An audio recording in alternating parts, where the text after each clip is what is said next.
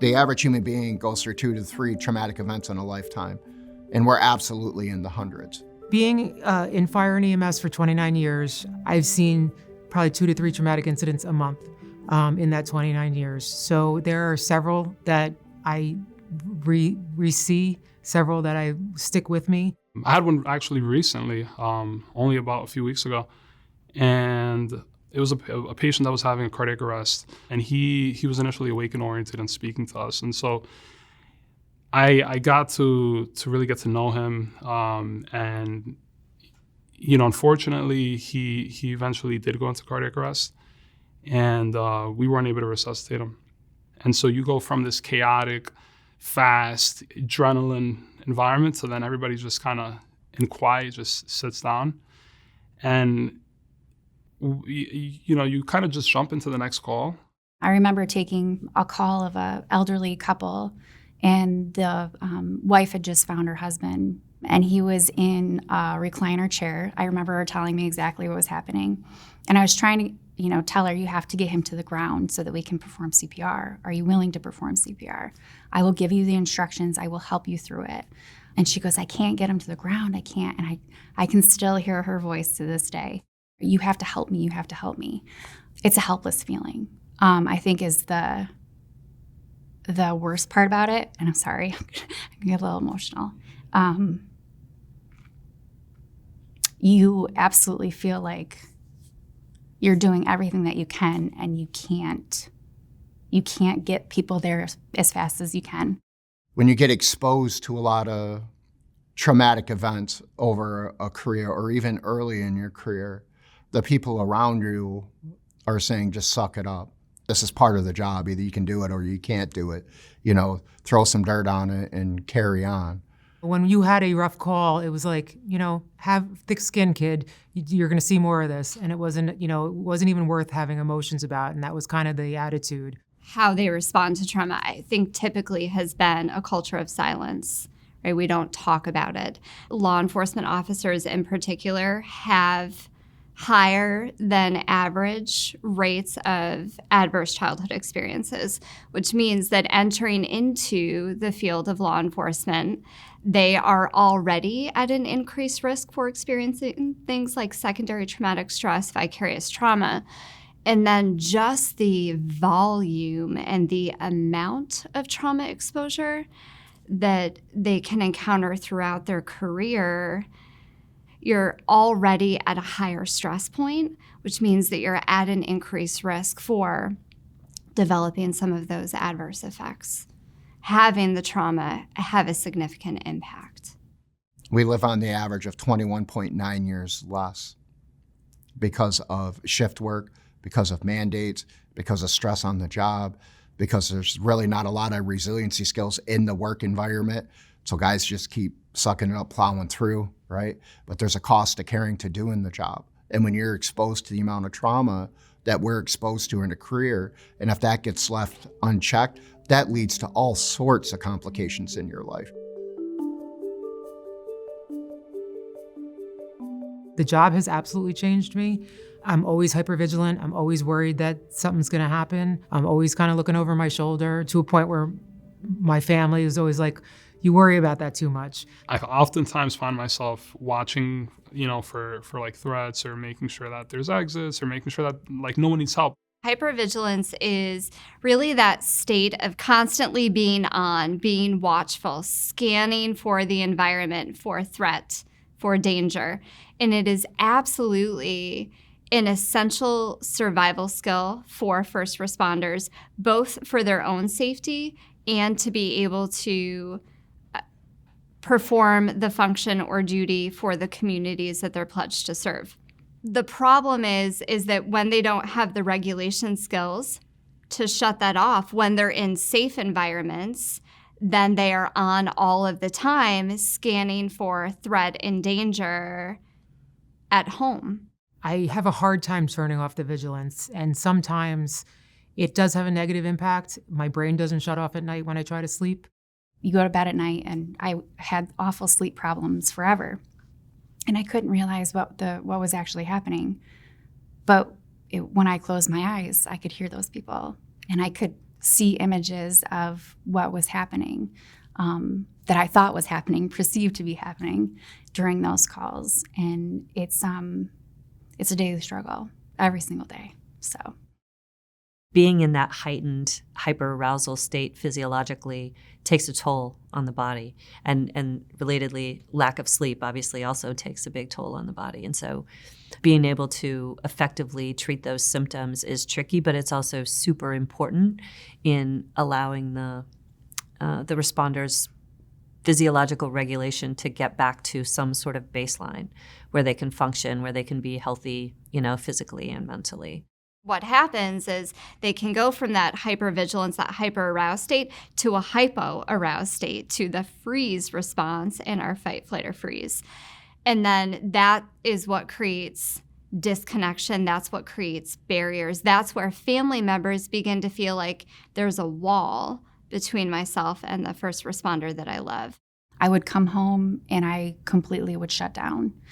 And I didn't really realize it until probably my husband told me. He's like, you just come home and you're just here. You're just a shell.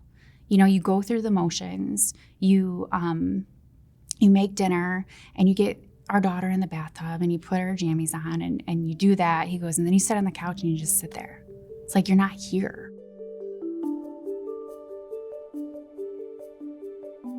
Some of the barriers that first responders face to, I think, more of the proactive, healthy coping skills has to do with things like shift work.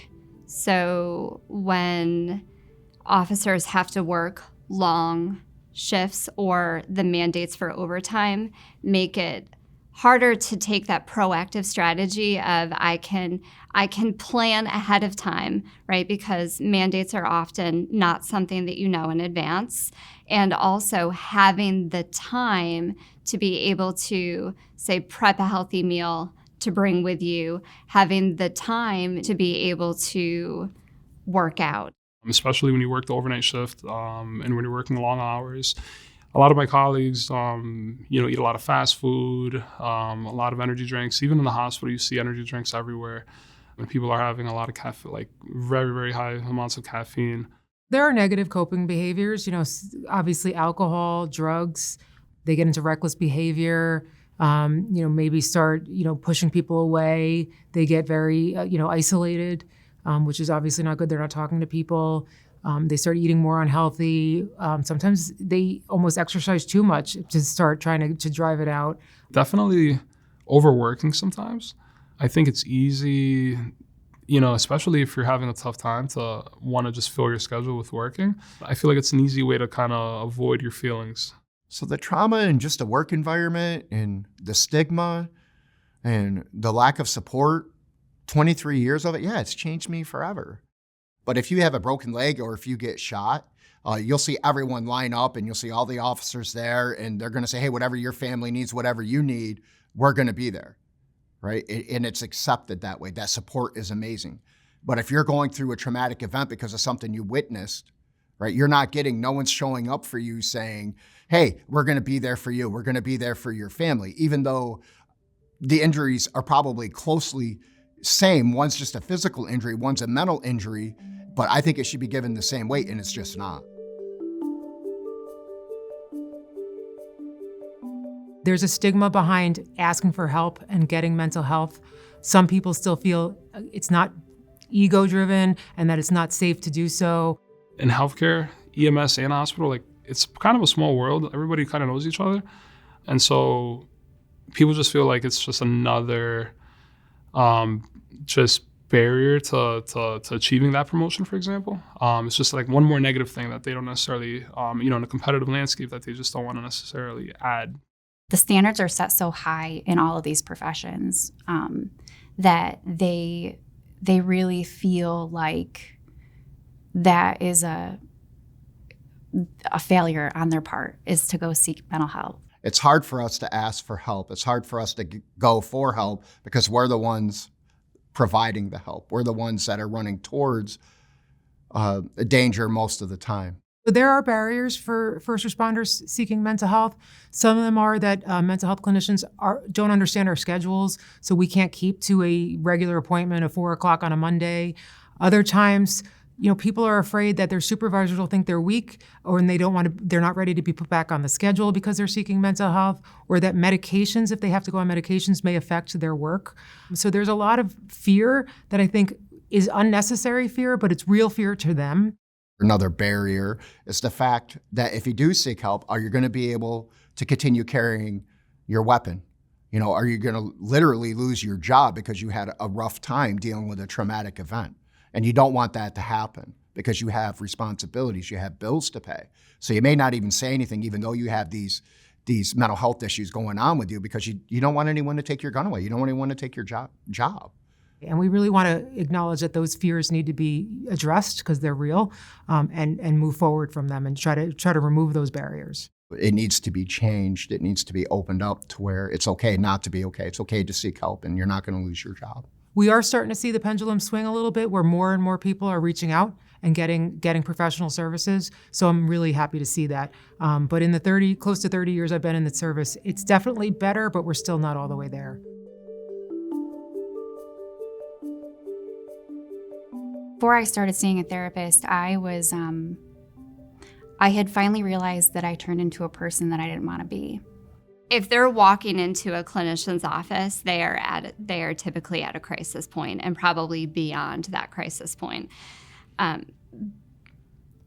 They often will come in sort of very walled up, guarded. When I first took the step to see a therapist, I was very hesitant. I was scared. I was nervous. I didn't want her or him to know what was going around in my mind, nor could I get to actually know what was going on in my mind because it was all jumbled. There was no clear thought, right? But I think that the biggest thing that I had was I was afraid that person was going to judge me, based on, you didn't do your job as well as you should have done. There are a number of barriers to getting into the room to be working with a therapist. Once they get there, I think there's another set of barriers around the therapist really understanding the culture of first responders, how they think, what they've experienced, what their needs are, how they communicate, and how those things might be different than therapists are often trained to consider. And so, I've heard personal stories of responders going to a therapist and sharing what they're struggling with and getting a response that did not feel super helpful to them, or they didn't feel validated, they didn't feel understood. And one of my concerns there is that we only have one shot at this often. When a responder shows, if they've taken all the steps to overcome these barriers and to get into the room to work with a therapist, and then they don't feel understood immediately, that we might not get a second shot at that. Working with first responders requires a different approach because they are used to evaluating every move that a person makes. So the minute that they sit down across from a therapist, particularly if it's a therapist that they've never met before, they are going to be in evaluation and judgment mode. When we finally do decide to get help and go talk to a clinician, and if they're not willing to share and be personal with us, with what they have going on, we're going to be shut down with them. How can we expect someone that's not going to open back up to us and share some of their personal things to build that trust so now we can start to unpack? And I know that a lot of clinicians probably don't want to hear that, right? I'm married to a clinician and she didn't want to hear that, but that's our truth. We want to get to know you so we feel like we can now start to unpack what we're going through. And that's the only way that's going to happen. I use more self-disclosure when I work with first responders than I do with any other demographic and population that I work with. And that is for a couple of reasons. That is because I know that first responders are coming, especially from a therapist perspective, where they already have their barriers up, right? There's already that stigma in place. And I think the second reason is to role model for first responders the importance of talking about things, right? To role model breaking the culture of silence, and that it is okay to talk about these things. And this is a space where, at your own pace, these things are welcome. You don't have to keep them hidden. You don't have to keep them secret. The connection I had with my therapist that I found that worked with first responders, it was like I was talking to one of the people on the floor. Like, she was part of my team. She was, she knew what I was talking about. She didn't care if I swore. She didn't care if I started giggling after a call that I took, that I explained to her. I have sought mental health care. I fortunately did not have any challenges, but I have had many friends said that they've had challenges where they've experienced where the mental health clinician was more interested in hearing about the call and interested in that rather than helping the patient. Or on the other side, they were so fearful of, first responders can be very blunt. We see very ugly things, and we have a very dark humor about it. And sometimes it just comes right out of our mouth and we can describe it. And so some mental health clinicians couldn't handle that. So that's the other side of it as well. We should be preparing therapists who are able and willing and ready to listen to whatever it is that the responder has to share. One of the most important things that therapists need to understand is the workload that responders are going through every day. The amount of stress and trauma that they experience on a daily basis is just different than what we're used to seeing in other types of clients. Understanding the first responder culture and the amount of time that they have to work, you may want to consider, rather than giving homework assignments, you're doing it in vivo in the therapy session. And you're teaching them how to do those skills. And then having a conversation about where might you be able to fit this skill into your schedule. So I believe mental health clinicians need to work with emergency responder clients and understand that they may have to cancel an appointment last minute because of mandated overtime, or understanding their fears of, thinking that they're going to be reporting to their supervisors, or, understanding that they're going to be felt maybe as weak because they're getting help. And so to really alleviate that fear, that saying, no, getting help is going to make you stronger and more mentally able to do the job. And I think reinforcing that is going to be helpful to the clientele. From the needs assessment that we conducted, a few things are really clear. One of them is that first responders are facing a lot of mental health challenges. There's a lot of suffering. There's a lot of distress. Another important finding is that there's a lot of openness to the idea that therapy can be helpful. I think 97% of respondents endorsed the idea that individual therapy is likely to be helpful for the field. So we have this high need, and then we have this high openness to the idea of therapy, and then we have this gap in the middle filled with barriers to getting care, filled with ideas of, stigma and logistical concerns and fears about confidentiality. And so as therapists, if we can get this right, if we can do our job and learn how to effectively address the needs of first responders, to understand their culture, and to help overcome some of the barriers that they're facing to getting help, there's a real opportunity here to do a lot of good for people who need and deserve our help.